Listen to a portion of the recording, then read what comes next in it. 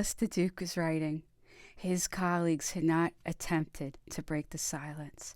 General Carnot was walking gloomily and in silence up and down the room. The Duke of Vicenza, Baron Quinet, and General Grenier sat silently around the table.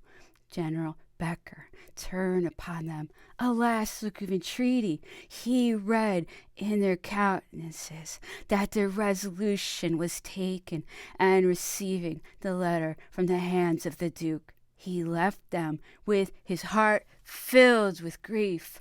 In the antechamber and in the waiting rooms he found an eager multitude of generals and high dignitaries of the empire, anxious at not seeing the enemy already at the gates of the capital, but at hearing that the emperor was still so near them, there was but one cry: "Let him set off! Let him go! We can undertake nothing, either for his personal advantage or for the good of Paris." He left these persons to reap the effects of the disgraceful language of which they were making use, rushed out of the Tuileries, and entered one of the court carriages which had been placed at his disposal by the Duke of Vicenza Caulaincourt. This carriage brought him as far as the Point de Neuilly.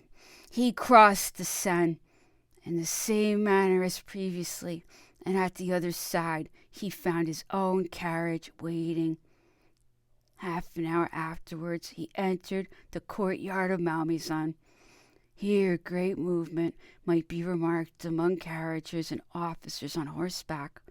Monsieur de Montholon, the Emperor's equerry, happening to pass at the moment, General Becker inquired the cause of the stir, and was informed that the Emperor was preparing to set off to join the army. He had not doubted a moment that his offer would be accepted, and had made all preparations in advance. This sight was almost as sorrowful as that which had afflicted the eyes of General Becker in the antechamber of the Tuileries. He considered that he was about to extinguish this last spark of hope and glory by a single word. He prepared Monsieur de Montholon to expect other orders, and entered the Emperor's apartment. The Emperor was alone in his cabinet. He was dressed in a brown coat, white small clothes, and jack boots, evidently a riding costume. "Well," said Napoleon eagerly. "Sire," answered General Becker, "in presenting myself before your Majesty with this air of affliction, which you cannot fail to remark, I consider it that I have sufficiently explained to you that I have not succeeded in my mission. Here is a note for the Duke of Bassano from the Duke of Otranto, Fouché, President of the Committee of Government. It will explain to your Majesty the reasons which are opposed to the execution of your project. I requested this letter in order to prove to your Majesty that I have used all my efforts to induce the provisional government to accept your offer.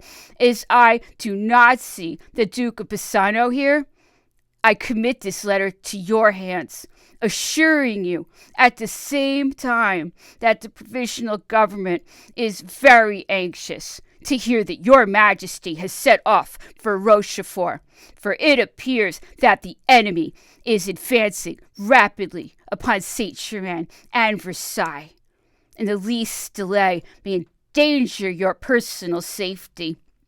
He then related to him the whole scene as it had occurred. The Emperor listened in moody silence. Then, with his general calmness of reflection upon subjects merely personal to himself, he said, "These people do not understand the state of men's minds when they refuse my offer. They will repent of having done so." Then, without a single muscle of his countenance betraying his emotion, he added, "Give the necessary orders for my departure, and when all is ready, you will inform me." The delay was not long. An hour after General Becker returned, a caleche and four had been got ready, and they only waited for the emperor.